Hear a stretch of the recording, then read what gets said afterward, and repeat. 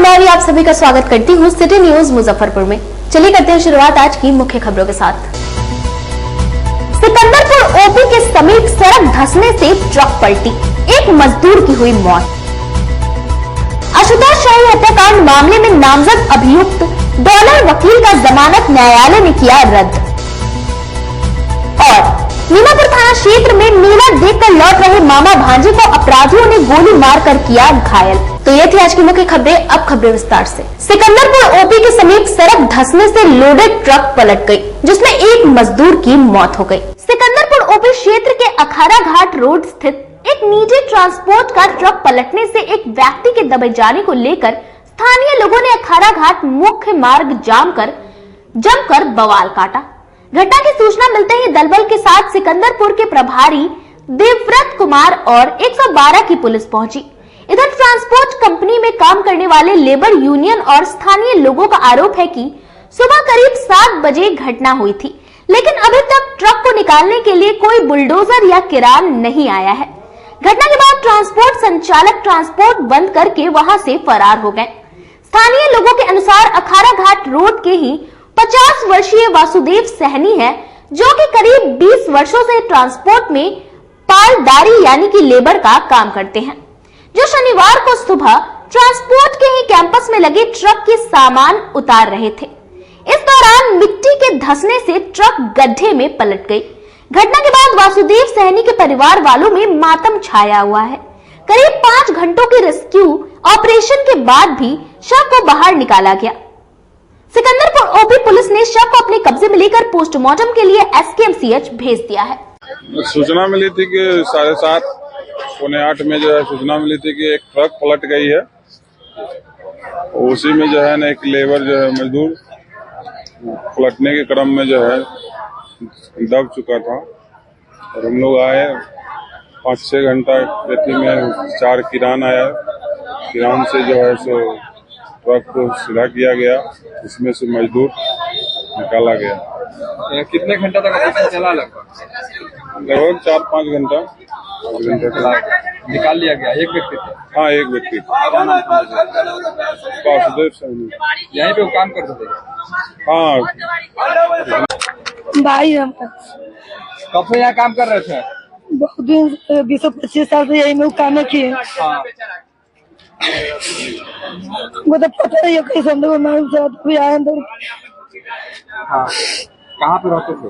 इसी जगह चलिए बगल में रहते हैं, गोदाम के पीछे। हाँ। सब दिन जिला जिसे जगह कमाते हैं, अभी कुछ किया नहीं, निकलवाने का कोई प्रयास नहीं, ट्रांसफर कर रहा है।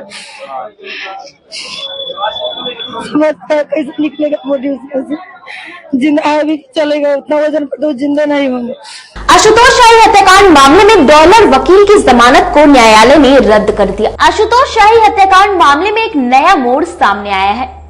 नामजद अभियुक्त डॉलर वकील उर्फ काशिम हसन की जमानत न्यायालय ने रिजेक्ट कर दी है। दरअसल डॉलर वकील को जमानत दिए जाने को लेकर याचिका दायर की गई थी। न्यायालय में इसकी सुनवाई शनिवार को की गई। इसी दरमियान डॉलर वकील की जमानत न्यायालय ने रद्द कर दी है। डॉलर वकील उर्फ काशिम हसन को अब सीआईडी कर्मी भी गिरफ्तार कर सकते हैं। आपको बता दें कि आशुतोष शाही हत्याकांड मामले में 6 लोगों को नामजद अभियुक्त बनाया गया था। इन 6 लोगों में से 5 लोगों को पुलिस गिरफ्तार कर पहले ही जेल भेज चुकी है और डॉलर वकील को न्यायालय से जमानत मिल चुकी थी।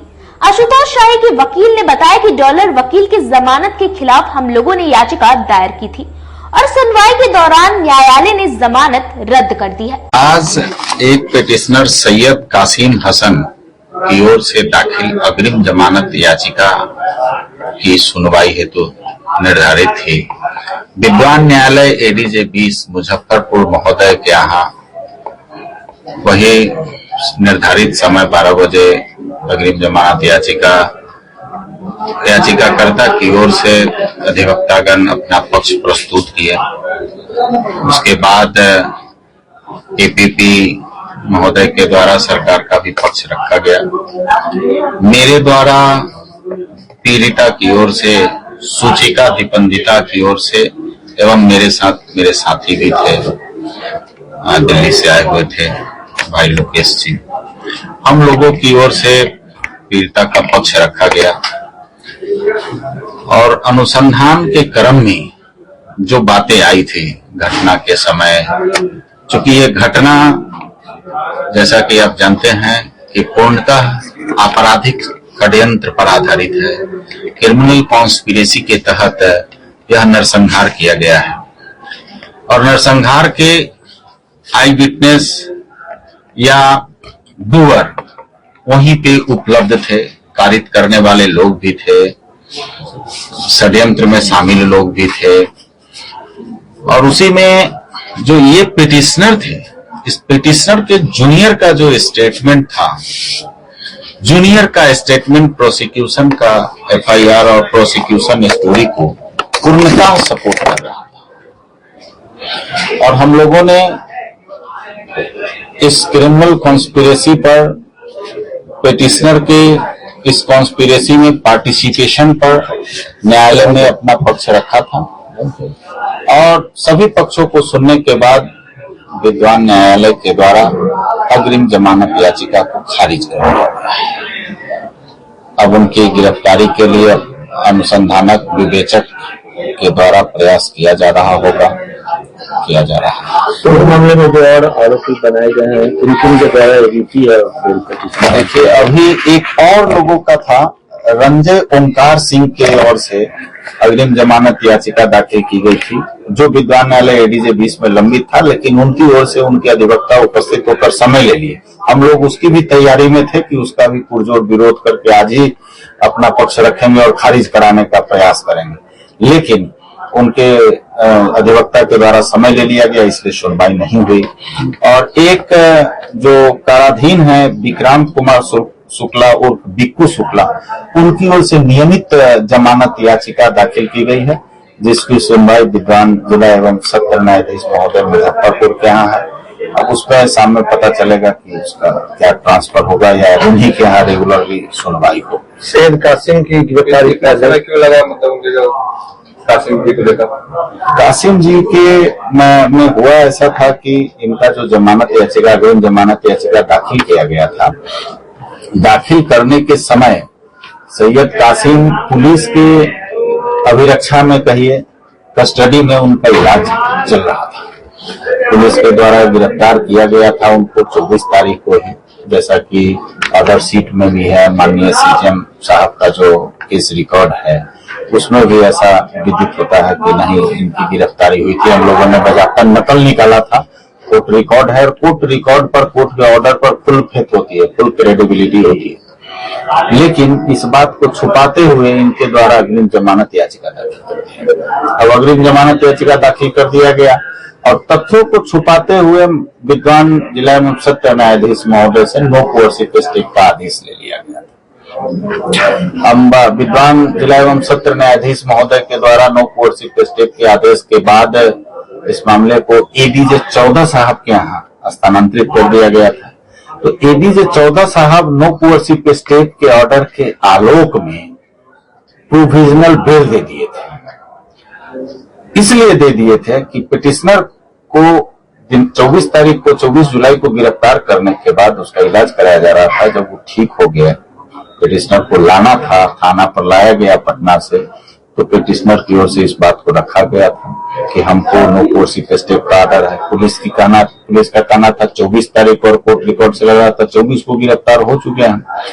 अब कोर्ट के पास ऑप्शन नहीं थी, कोर्ट के द्वारा विद्वान न्यायालय डीजे 14 साहब के द्वारा प्रोविजनली बेल दे दिया गया। चूंकि पुलिस कस्टडी में थे, प्रोविजनली बेल दे दिया गया तो न्यायालय के द्वारा अनुसंधानक को बुलाया गया और अनुसंधानक से आवेदक के विरुद्ध घटना में संलिप्त होने का साक्ष्य की मांग की गई कि आप अगर इनको निरुद्ध करना चाहते हैं तो साक्ष्य दीजिए। और विवेचक के द्वारा साक्ष्य जमा करने में साक्ष्य संग्रह किया गया, साक्ष्य प्रस्तुत किया गया और इस कारण चूंकि उनको अग्रिम जमानत प्रोविजनली औपबंधिक रूप से जमानत दे दिया गया था तो वो समय चाह रहे थे और हम लोग इसका विरोध कर रहे थे। फाइनली आज सुनवाई हुई और क्या ईद मिलादुन्नबी पर डीजे बजाने वाले 9 डीजे संचालकों पर पुलिस ने नामजद एफआईआर किया। मुजफ्फरपुर में ईद मिलादुन्नबी को लेकर गुरुवार को निकाली गई जुलूस के दौरान तेज आवाज में डीजे बजाने के आरोप में 9 डीजे संचालकों पर नगर थाने में प्राथमिकी दर्ज कराई गई है। आपको बता दें कि बीते गुरुवार को ईद मिलादुन्नबी को लेकर शहर में जगह जगह पर मजिस्ट्रेट व दंडाधिकारी की प्रतिनियुक्ति की गई थी। जिला प्रशासन ने सभी दंडाधिकारी को निर्देश दिया था कि किसी भी प्रकार की हुड़दंग एवं ध्वनि वॉयलेंस करने वालों को चिन्हित कर उन पर कानूनी कार्रवाई की जाएगी, जिसके तहत तिलक मैदान रोड में प्रतिनियुक्त दंडाधिकारी व कृषि समन्वयक विकास कुमार ने नगर थाना में 9 डीजे वालों को चिन्हित कर प्राथमिकी दर्ज कराई है, जिसमें Mahira sound, Sahil DJ sound, KJN sound, Shamshad and co sound, Mahak sound, Jai Mata Di DJ, baby sound, Raja sound व लाइट एंड नटराज डीजे के संचालक के नाम शामिल है। विकास कुमार ने आवेदन में कहा है कि ईद मिलादुन्नबी पर गुरुवार को दोपहर 12 बजे से 2 बजे तक तिलक मैदान रोड में कई जुलूस निकाले गए। इसमें शामिल लोग तेज आवाज में डीजे बजाकर हुड़दंग मचा रहे थे। आज सभी दर्शकों को बता दें कि पूर्व में भी चेहल्लुम पर्व पर 19 डीजे संचालकों पर नगर थाने में प्राथमिकी दर्ज हुई थी। नगर निगम क्षेत्र में रविवार से डीजल ऑटो के संचालन पर प्रतिबंध लग जाएगा। 15 वर्ष पुराने वाहनों का आज रात 12 बजे के बाद से शहरी क्षेत्रों में नहीं होगा परिचालन। परिवहन आयुक्त ने जिलाधिकारी को पत्र लिखकर इसे सख्ती से लागू करने को कहा है। दरअसल बढ़ते प्रदूषण को देखते हुए परिवहन विभाग ने 1 अप्रैल से पटना की सड़कों पर डीजल वाहन को बंद किया था। वहीं दूसरे चरण में मुजफ्फरपुर और गया का नाम शामिल है। मुजफ्फरपुर की बात करें तो 1 अक्टूबर यानी कि आज रात 12 बजे से नगर निगम क्षेत्र में इसका परिचालन नहीं होगा। 15 वर्ष पुराने व्यावसायिक वाहन जैसे कि बस, ट्रैक्टर, टेलर, ट्रक एवं 4 पहिया वाहन शहरी क्षेत्र में नहीं चलेंगे। इसका उल्लंघन करने वालों पर वाहनों को जब्त कर कार्रवाई की जाएगी। राज्य परिवहन आयुक्त डॉक्टर आशिमा जैन ने इस संबंध में जिलाधिकारी को पत्र लिखकर इसकी सख्ती से लागू करने को कहा गया है। आज रात 12 बजे से डीजल वाहन बंद हो जाएंगे। डीजल वाहन की बात करेंगे तो ऑटो सहित अन्य गाड़ी इसमें शामिल है। जो सवारी गाड़ी ऑटो है जो डीजल पे चलते हैं, 15 साल पुराने गाड़ी है, उन सभी को आज रात 12 बजे से बंद कर दिया जाएगा। पहले चरण की बात करेंगे तो पटना में 1 अप्रैल से डीजल वाहन को बंद किया गया था। वहीं मुजफ्फरपुर और गया में 1 अक्टूबर को इसको बंद करने का आदेश जारी हुआ है। ऐसे में ऑटो चालक है जो यहाँ पे मौजूद है, कंपनी बाग का इलाका है। अच्छा, आप लोग ऑटो चलाते हैं? सीएनजी है जी। सीएनजी से कमाई होता है ना, डीजल तो बंद हो जाएगा वाहन। पहला नंबर के शहर में एक भी पंप नहीं है। हाँ। हम लोग को तुर्किया, लदौरा या कच्ची पक्की जाना पड़ता है। 25-50 गाड़ी के लाइने रहता है। हम लोग क्या कमाएंगे, नहीं कमाएंगे। और ये प्रदूषण की जो बात है ऑटो रिक्शा और प्याजों का, ये सिर्फ टेम्पो वाले के ही लिए लागू होता है। बड़े बड़े सरकारी बसें चल रही है, प्राइवेट डीजल चल रही है, उससे प्रदूषण नहीं होता है। इतने छोटा शहर में सरकारी स्टैंड रखे हुए हैं, जाम की समस्या वो है, बस है, ये टेम्पो नहीं है। जिस दिन सरकारी बस स्टैंड यहाँ से हट जाएगा उस दिन जाम की समस्या मुजफ्फरपुर मुक्त हो जाएगा। और ये सिर्फ हम लोग के लिए नियम लागू है। सीएनजी से खुश नहीं है? क्या खुश है भैया, गैस है ही नहीं है शहर में, क्या खुश है? 2 घंटा लाइन में लगता है तो गैस मिलता है हमको। डीजल वाले कौन है? डीजल वाले ऑटो वाला कौन लोग चलाते हैं? डीजल ऑटो चलाते हैं, बताइए ना। आप डीजल ऑटो चला, क्या नाम है आपका? मनोज उपाध्याय। अच्छा, आज चला रहे हैं, कितना कमा लेते हैं दिन भर में डीजल ऑटो से? डीजल ऑटो से कमाई जो भी 500-600 हो जाती थी, हाँ। चल जाता था किसी तरीके से। लेकिन अब जो ये बंद हो रहा है तो ये भुखमरी आज रात के बाद नहीं चलेगा, यानी कल, यानी 12 बजे के बाद। तो कैसे, कल से क्या करेंगे? कल से अब भूख मरेंगे। अब क्या होगा वो तो भगवान ही मालिक है। जो आदेश है वो पालन करना ही होगा। सब चीज चल रहा है, सिर्फ टेम्पो ही गाड़ी क्यों बंद हो रही है, यही समझ में नहीं आ रही है। डीएम साहब, तो ये मैं कहना चाहता हूँ, इस 4 चक्का डीजल गाड़ी चल रही है, उनकी सरकारी बसें चल रही है, नगर निगम की ट्रैक्टर बसें चल रही है, सिर्फ मेरा टेम्पो ही बंद हो जाएगा तो प्रदूषण रुक जाएगी। बंद ही कर रहे हैं तो सब गाड़ी को बंद करें। हम लोग चाह रहे थे कि साल भर का टाइम दिया जाता। हम लोग स्वतः नई गाड़ी आनी बंद हो गई है, ये अपने आप गाड़ी खत्म हो जाता।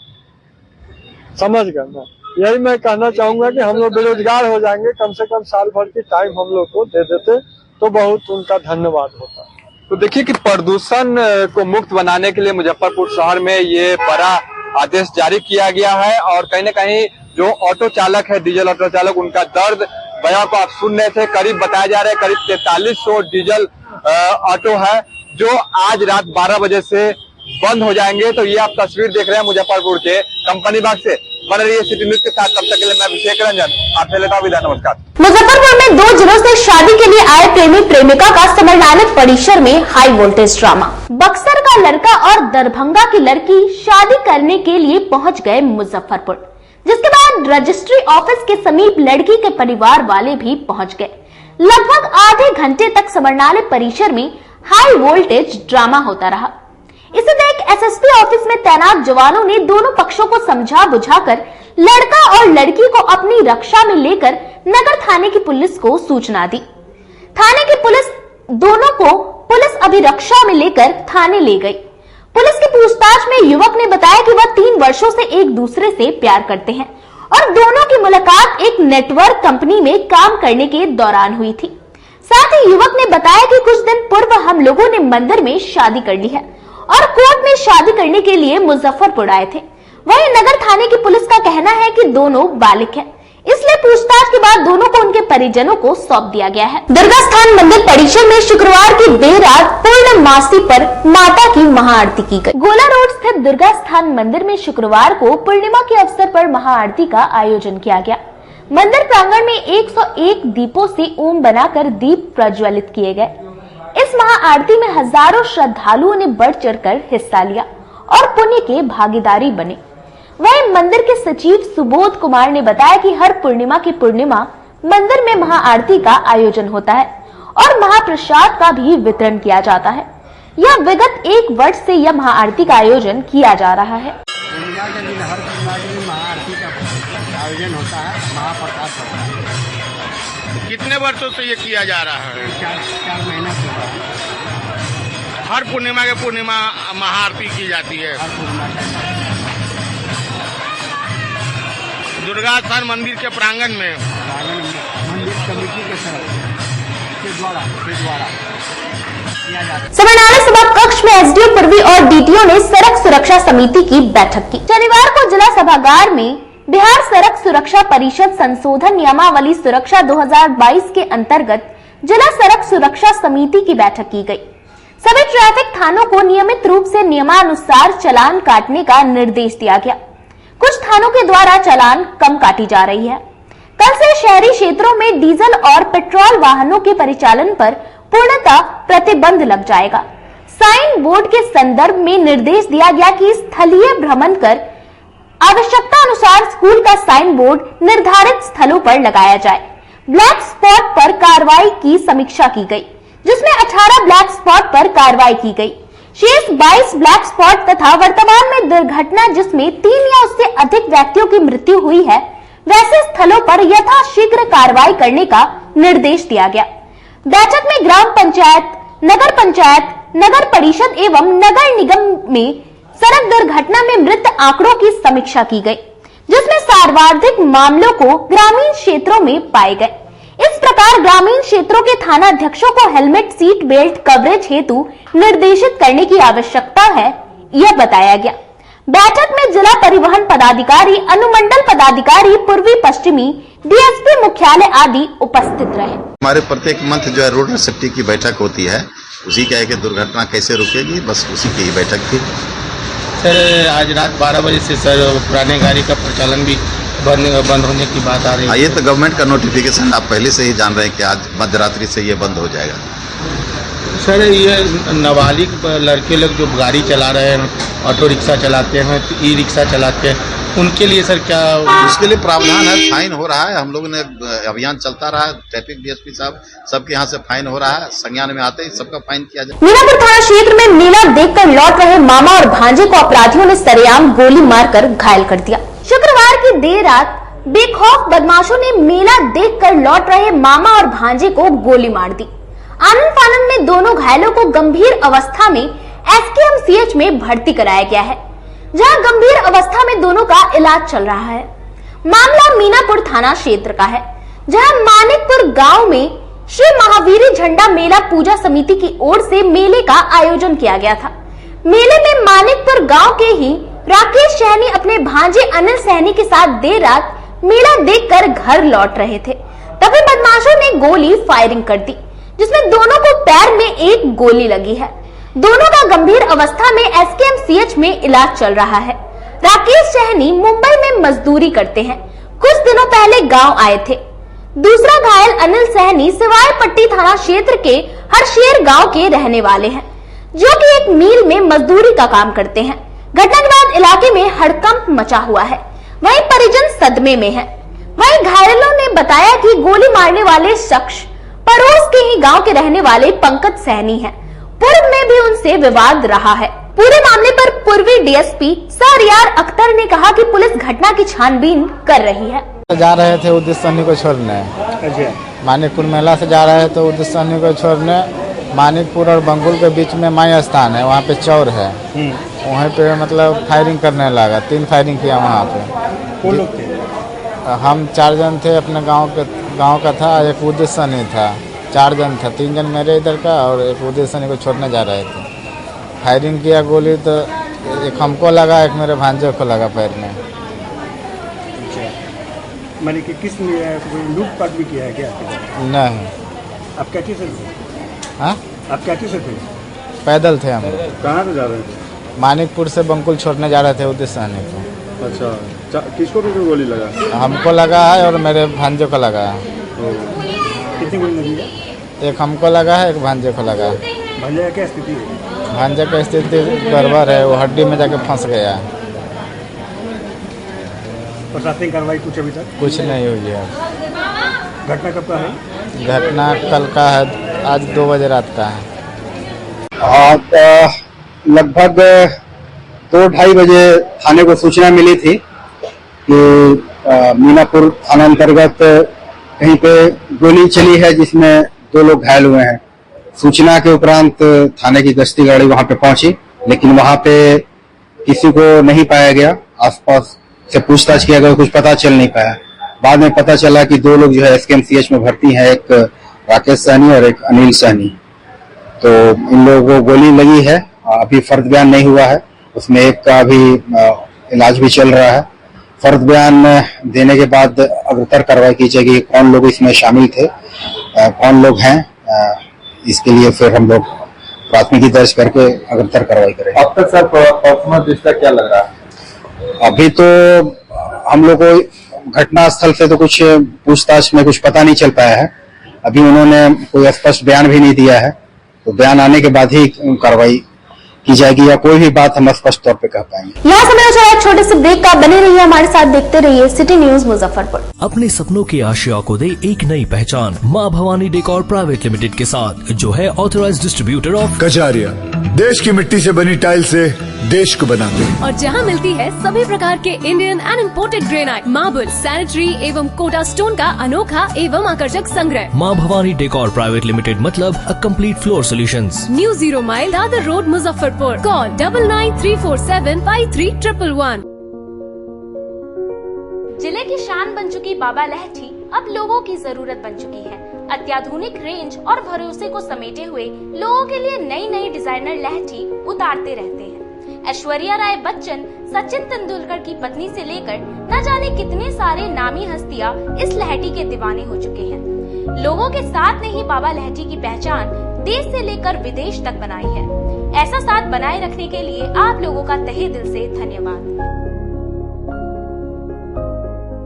आपके 7 और 2 वर्षों के प्यार ने यूए एसोसिएट नीलकमल एक्सक्लूसिव शोरूम को मुजफ्फरपुर में एक अलग पहचान दिला दी है और उत्तर बिहार का पहला नीलकमल एक्सक्लूसिव शोरूम, जो अब Narayanpur opposite Vaishali management college की जगह क्लब रोड मिठनपुरा चौक के समीप यूए एसोसिएट का एकमात्र भव्य शोरूम अब नए रूप में खुल गया है, जहां आपको घर और ऑफिस फर्नीचर और मैट्रेस की विस्तृत रेंज ग्राहकों के लिए भी 50% तक की विशेष छूट के साथ दी जा रही है और साथ ही साथ 0% पर फाइनेंस की सुविधा के साथ अपने घर ले जा सकते हैं। जैसे sofa, designing table, wardrobe, mattress, दीवान, पलंग के साथ सभी प्रकार के फर्नीचर पर विशेष रूप की छूट दी जा रही है। 2 वर्षों का साथ निभाने के लिए यूए एसोसिएट नीलकमल एक्सक्लूसिव शोरूम आपका तहे दिल से धन्यवाद करता है और एक बार हमारे यहाँ अवश्य पधारें। इस विशेष छूट का लाभ जरूर उठाएं। यूए एसोसिएट नीलकमल का फर्नीचर शोरूम नारायणपुर से हट करके मिठनपुरा चौक के समीप क्लब रोड में हम लोगों ने अभी स्थापित किया है, जहां आपको होम फर्नीचर के, ऑफिस फर्नीचर के विस्तृत रेंज देखने को भव्य रूप से मिलेंगे। और हमारे पास मैट्रेस की भी एक बहुत अच्छी रेंज उपलब्ध है और साथ ही साथ हमारा लगन का भी काफी भारी डिस्काउंट ऑफर चल रहा है, जिसमें 40% तक की छूट दी जा रही है। और साथ में हमारे यहाँ फाइनेंस की भी सुविधा है, जिसमें आप बजाज से, HDFC से 0 डाउन पेमेंट पर भी सारी चीजें ले जा सकते हैं। तो आप लोगों से निवेदन है कि एक बार आकर के हमें सेवा का मौका। ब्रेक के बाद आप तमाम दर्शकों का एक बार फिर से स्वागत है। चलिए रुक करते हैं अन्य खबरों की ओर। महिला आरक्षण बिल के विरोध में जनहित अभियान के सदस्यों ने 1 दिवसीय धरना प्रदर्शन किया। महिला आरक्षण बिल के विरोध में जनहित अभियान टीम के द्वारा शनिवार को जिला समरनाली के प्रांगण में 1 दिवसीय धरना प्रदर्शन कर विरोध किया गया एवं जिलाधिकारी मुजफ्फरपुर के द्वारा महामहिम राष्ट्रपति महोदय को एक ज्ञापन सौंपा गया। मौके पर जनहित अभियान के राष्ट्रीय संयोजक राज नारायण ने कहा कि देश की केंद्र सरकार पिछड़ा विरोधी है। महिला आरक्षण बिल में देश की बहुसंख्य आबादी की महिलाओं को नजरअंदाज किया गया है। पिछड़ा अल्पसंख्यक की महिलाओं के खिलाफ यह बिल पारित किया गया है और हम लोगों के द्वारा आज इसका विरोध करते हुए आरक्षण बिल की प्रतियां को जलाया गया है। हम लोग गांव-गांव में जाकर वोटरों को इसके बारे में जानकारी देंगे। भारत सरकार की ने जो अभी महिला आरक्षण बिल संसद से पास किया और महामहिम राष्ट्रपति महोदया के द्वारा भी इस बिल पर आनन फानन में जल्दी से हस्ताक्षर कर इस बिल को एक रूप दे दिया गया। लेकिन इस बिल में देश की बहुसंख्य आबादी की महिलाओं को नजरअंदाज किया गया और ये केंद्र की भाजपा सरकार, मोदी जी की सरकार, ये पिछड़ा विरोधी है और पिछड़े महिलाओं के खिलाफ इसकी पूरी बिल है। ये इस बिल का हम लोग आज यहाँ विरोध कर रहे हैं। इस बिल की हम लोग यहाँ प्रीतियां जलाएंगे। अब आज धरना प्रदर्शन हम लोग कर रहे हैं और जिला अधिकारी के माध्यम से हम लोग राष्ट्रपति महोदया जी को एक ज्ञापन देंगे और हम लोग ये सरकार से मांग करते हैं कि आप महिला आरक्षण बिल में जो आपने पर कटी महिलाओं के लिए जो आपने विशेष व्यवस्था करने की जो आपने योजना बनाई है कि जो थोड़े बहुत लोग हमारे लोग पार्लियामेंट में जा पाते थे वो धीरे धीरे बाहर हो जाएंगे। हम सब साथी मिलकर आज यहाँ पूरे जोर से इसका विरोध करते हैं और इसके विरोध के लिए हम लोग गांव-गांव जाएंगे, वोटरों को बताएंगे कि ओबीसी जिस ओबीसी की दम्भ भर रही है बीजेपी कि हमारा 85 सांसद ओबीसी का है, हमारे 29 मिनिस्टर ओबीसी के हैं, हमारे देश के प्रधानमंत्री ओबीसी के हैं, भाजपा इतना ओबीसी की वकालत करती है। तो मैं भाजपा के तमाम उस अलग बेला रोड स्थित निजी विवाह भवन के सभागार में लोजपा रामविलास पार्टी द्वारा अहम बैठक की गई। संगठन मजबूत होगा तो पार्टी मजबूत होगी और आने वाले चुनाव में इसका लाभ पार्टी को मिलेगा। इसी उद्देश्य से शनिवार को लोजपा रामविलास के संसदीय बोर्ड का संगठन विस्तार कार्यक्रम बेला रोड स्थित एक निजी भवन में आयोजित किया गया, जिसमें मुख्य अतिथि के तौर पर संसदीय बोर्ड के जिला अध्यक्ष कौशल किशोर ठाकुर, लेबर सेल के जिला अध्यक्ष पवन कुमार राय और छात्र प्रकोष्ठ के जिला अध्यक्ष अमृत राज समेत विभिन्न प्रकोष्ठों के पदाधिकारी मौजूद रहे। जिला अध्यक्ष कौशल किशोर ठाकुर के द्वारा संसदीय बोर्ड के महानगर अध्यक्ष, संसदीय बोर्ड का पारू प्रखंड अध्यक्ष और संसदीय बोर्ड का जिला सचिव नियुक्त किया गया। संसदीय बोर्ड के महानगर अध्यक्ष राजीव रंजन ने नए पदाधिकारी के रूप में सुरेश पासवान, मुकेश कुमार, शंभू कुमार को मनोनीत किया एवं दर्जनों लोगों ने पार्टी की सदस्यता ग्रहण की। महानगर अध्यक्ष शुभम उर्फ सम्राट ने कहा कि चिराग पासवान को 2025 में मुख्यमंत्री बनाना है। आज दासटोला मिठनपुरा में संसदीय बोर्ड की बैठक हुई है, जिसमें विशिष्ट मुख्य अतिथि के तौर पर संसदीय बोर्ड के जिला अध्यक्ष श्री कौशल किशोर ठाकुर और लेबर सेल के जिला अध्यक्ष पवन कुमार राय, छात्र प्रकोष्ठ के जिला अध्यक्ष अमृत राज जी समेत विभिन्न प्रकोष्ठों के पदाधिकारी मौजूद थे। इन पदाधिकारी की मौजूदगी में संसदीय बोर्ड के जिला अध्यक्ष कौशल किशोर ठाकुर जी के द्वारा संसदीय बोर्ड का महानगर अध्यक्ष, संसदीय बोर्ड का पारू प्रखंड अध्यक्ष और संसदीय बोर्ड का जिला सचिव नियुक्त किया गया है, उनको मनोनीत किया गया है।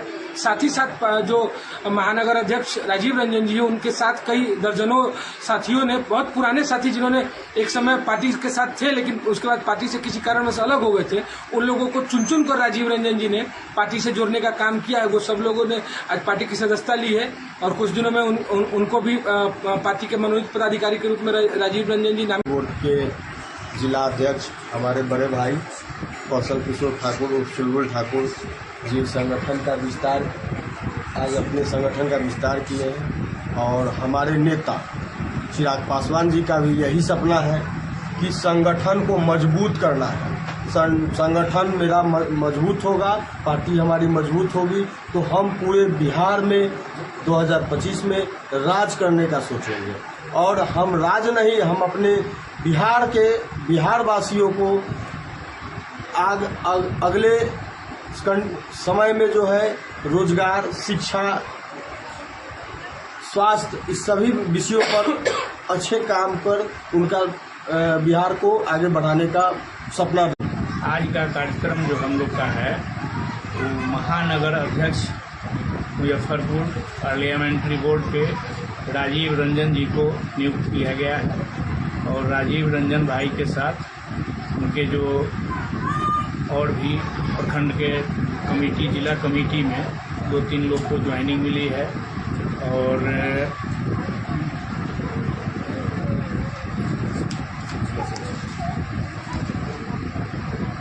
आकाशदीप जी हमारे जिला कमेटी में जिला सचिव के पद पर नियुक्त किए गए हैं। और पारू प्रखंड अध्यक्ष भी आज पार्टी को ज्वाइन किए हैं। और हम लोग का विजन है और यहाँ जो भी तमाम हमारे बड़े बुजुर्ग गार्जियन, यहाँ की जो भी लोकल जो भाई लोग, सम्राट जी हमारे महानगर अध्यक्ष के हैं और पवन भाई हमारे लेबर। महिला आरक्षण बिल पर राजद नेताओं के द्वारा दिए गए विवादित बयान के खिलाफ भाजपा नेता भी सामने आए। बिहार के मुजफ्फरपुर में आरजेडी के महासचिव अब्दुल बारी सिद्दीकी ने कार्यक्रम के दौरान महिला आरक्षण के मुद्दे पर कहा कि महिलाओं का आरक्षण जाति और पिछड़े आधार पर होना चाहिए। उन्होंने कहा कि इस महिला आरक्षण का फायदा उठाकर बॉब कट और लिपस्टिक वाली औरतें आगे आ जाएंगी, जिसे लेकर भाजपा प्रदेश महामंत्री डॉक्टर राजेश वर्मा ने कहा कि उनका बयान उनके पार्टी के चाल और चरित्र को दिखाता है और उन्हें महिलाओं से माफी मांगनी चाहिए। वहीं प्रदेश मीडिया प्रभारी प्रभात कुमार ने बताया कि कभी लालू जी के सुपुत्र अपने पुतों के घर से निकालने का काम करते हैं, पर देश की पहली अनुसूचित जाति की महिला को राष्ट्रपति बनाया जाता है तो आरजेडी के लोग इसका बहिष्कार करते हैं। 25 वर्षों से लटका हुआ बिल माननीय प्रधानमंत्री ने 454 वोट से पारित कराया और राष्ट्रपति जी ने सम्मान भी किया। वरिष्ठ नेता अब्दुल बारी सिद्दीकी उनके द्वारा लाया गया है, उसमें कहा गया है कि जब ये लागू हो जाएगा महिला आरक्षण तो बॉब कट और लिपस्टिक वाली महिलाएं आ जाएंगे सदन में। देखिए, राजद का चाल, चरित्र और चेहरा समाज के सामने समय समय पर वो दिखते रहता है और इस बयान ने भी फिर राजद का चाल, चरित्र और चेहरा सामने लाके लोगों के सामने रख दिया है। और निश्चित रूप से मैं कहूंगा कि भारत की संस्कृति और भारत की सभ्यता में माँ हमारे लिए, जो हमारी महिलाएं हैं वो हमारी माँ के रूप में भी है, कोई दुर्गा के रूप में है, कोई सरस्वती के रूप में है, कोई लक्ष्मी के रूप में है। इसलिए देश दुर्गा के रूप में अपनी माताओं बहनों को देखता है, ये देश सरस्वती और लक्ष्मी के रूप में अपनी माताओं बहनों को देखता है। और इस तरह के बयान देने वालों का शक्ति रूपा दुर्गा के रूप में जो हमारी महिलाएं हैं, ऐसे लोगों का नाश करेंगी। और निश्चित रूप से मैं दावे के साथ कह सकता हूं कि इस बयान के कारण राजद का जो चेहरा उभर के सामने आया है, 2024 और 2025 में बिहार की महिलाएं, देश की महिलाएं और बिहार की महिलाएं उनको बंगाल के खाड़ी में जाके डुबोने का काम करेगी ऐसी पार्टी को और ऐसी पार्टी के नेता। मानसिकता के लोग फिर प्रमाणित कर दिया। कभी लालू जी के सुपुत्र जो है अपनी पुतों को घर से निकालने का काम करते हैं, कभी देश की महिला, पहली अनुसूचित जाति मोर्चा अनुसूचित जाति की महिला को राष्ट्रपति बनाया जाता है तो वो आरजेडी के लोग उसका बहिष्कार करते हैं। और 25 वर्षों से लटका हुआ बिल को माननीय प्रधानमंत्री नरेंद्र मोदी जी ने 454 वोट से और अप्रत्याशित राज्यसभा से पारित कराया और राष्ट्रपति जी ने भी उसे सम्मान देने का काम किया। और एक तरफ महिलाओं का हम सम्मान का बात करते हैं और आरजेडी एक तरफ महिलाओं के चरित्र का हनन करती। सिकंदरपुर स्थित अंबेडकर नगर में भाजपा प्रदेश महामंत्री राजेश वर्मा ने अपने प्रवास के दौरान चौपाल लगाया। भाजपा प्रदेश महामंत्री राजेश वर्मा ने प्रवास के दौरान दलित बस्ती में लगाया चौपाल। डॉक्टर अंबेडकर एवं संत गाडगे की प्रतिमा पर माल्यार्पण भी किया। दलित बस्ती में प्रवास भाजपा प्रदेश महामंत्री डॉक्टर राजेश कुमार वर्मा शनिवार को एक दिवसीय प्रवास पर मुजफ्फरपुर पहुंचे, जहां उन्होंने शहर के दलित बस्ती में चौपाल लगाकर लोगों की समस्याओं को सुना और केंद्र सरकार की योजनाओं को बताया। कार्यक्रम की शुरुआत संविधान निर्माता डॉक्टर भीमराव अंबेडकर और संत गाडगे की प्रतिमा पर माल्यार्पण कर की गई। इसके बाद राजेश वर्मा और भाजपा प्रदेश मीडिया प्रभारी प्रभात कुमार ने सिकंदरपुर सामुदायिक भवन और अंबेडकर नगर में वृक्षारोपण किया। वहीं चौपाल लगाकर केंद्र सरकार की योजनाओं की जानकारी के साथ साथ लाभार्थी संवाद भी किया गया। साथ ही आयुष्मान भव और अनुसूचित जाति के लिए मोदी जी की योजनाओं को क्रमबद्ध जानकारी दी गई। देखिए, माननीय प्रधानमंत्री जी के जन्म दिवस के अवसर पर भारतीय जनता पार्टी का सेवा पखवाड़ा का कार्यक्रम चल रहा है। इस सेवा पखवाड़ा कार्यक्रम के अंतर्गत जहां हम सब लोगों ने स्वास्थ्य शिविर लगाने का काम किया, वहीं युवा मोर्चा के कार्यकर्ताओं ने बिहार के सभी जिले में रक्तदान शिविर चलाने का भी काम किया है। अभी जो आयुष्मान कार्ड अपना है, वो आयुष्मान कार्ड बनाने का काम अभी चल रहा है। भारतीय जनता पार्टी के सभी कार्यकर्ता लोगों के बीच में ये जागरूकता अभियान चला रहे हैं कि हमारा आयुष्मान कार्ड ज़्यादा से ज़्यादा बिहार के लोगों का बने, जिससे कि प्रधानमंत्री जी ने स्वास्थ्य के क्षेत्र में गरीबों के इलाज के लिए जो प्रधानमंत्री जी ने क्रांतिकारी पहल किया है, उसका लाभ सब लोगों को मिल सके। आज इसी तहत भारतीय जनता पार्टी के इस कार्यक्रम के तहत अपने एक जो अनुसूचित भाई के लोग के बीच में, उस बस्ती के बीच में अंबेडकर नगर जो हमारा सिकंदरपुर मोहल्ला है मुजफ्फरपुर में, आज उस बीच में हूँ। वहीं माननीय प्रधानमंत्री जी ने जो गरीबों के लिए जन कल्याणकारी योजनाएं चलाई हैं, चाहे वो उज्ज्वला जैसी योजना हो, चाहे प्रधानमंत्री के द्वारा कोरोना के समय में लोगों को भूखे न मरने का जो संकल्प था कि भारत का कोई एक नागरिक भूखे न मरे, ऐसे सभी लोग को जिसको कोरोना के समय अनाज मिला है, ऐसे सभी लोग को जिनको प्रधानमंत्री आवास योजना मिली है, चाहे कोविड के समय, महामारी के समय कोविड का टीका मिला है, ऐसे सैकड़ों जो लाभार्थी हमारे हैं उनसे मिला, उनसे मिल करके उनके हालचाल को भी जाना है और उनके मन के अंदर जो मोदी जी के प्रति श्रद्धा और सम्मान है। उन लोगों ने कहा कि कोविड के समय में यदि किसी ने जान बचाने का काम किया, यदि मोदी जी नहीं होते तो हम सब लोग का जान नहीं बचता, गरीब भूखे मर जाते। तो ऐसे प्रधानमंत्री जी के प्रति जो देश की सुरक्षा में भी लगे हैं, गरीबों के लिए भी काम कर रहे हैं, ऐसे लोगों के अंदर बहुत ही जबरदस्त उत्साह है।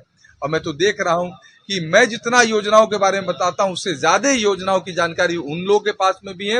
राष्ट्रीय मुशहर भुइयां संघ के सदस्यों ने अपनी 2 सूत्री मांगों को लेकर तीसरे दिन भी अनशन जारी रखा। 2 सूत्री मांगों को लेकर राष्ट्रीय मुशहर भुइयां संघ जिला अध्यक्ष जितेंद्र कुमार माझी 28 तारीख से मुजफ्फरपुर के समरनाले स्थित धरना स्थल पर अनिश्चितकालीन अनशन पर बैठे हैं, जो 30 तारीख शनिवार को भी जारी रहा।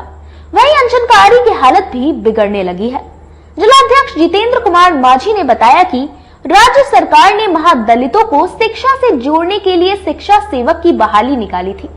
इसमें जिला शिक्षा पदाधिकारी एवं जिला कार्यक्रम पदाधिकारी साक्षरता ने सरकार के मापदंड की अनदेखी कर कम जनसंख्या वाले समुदाय के टोला में जिला सेवक के पद पर सृजन कर दिया। अधिक संख्या वाले टोला को वंचित कर दिया गया।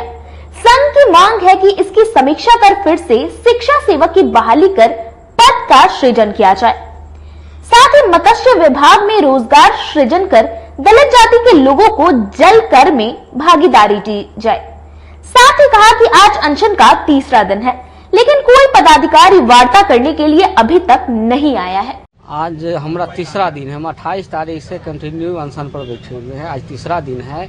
हम लोग बैठे हुए हैं। टोला सेवक में जो बड़े पैमाने पर जो धांधली किया गया है, जिला शिक्षा पदाधिकारी, जिला कार्यक्रम पदाधिकारी और साक्षरता कर्मी कुंदन कुमार के द्वारा, जो बिहार सरकार के द्वारा महादलितों के लिए टोला सेवक की बहाली निकाली थी, उसमें सरकार का उसमें गाइडलाइन है कि पहला प्राथमिकता महादलित में पहला प्राथमिकता मुसहर को दिया गया है।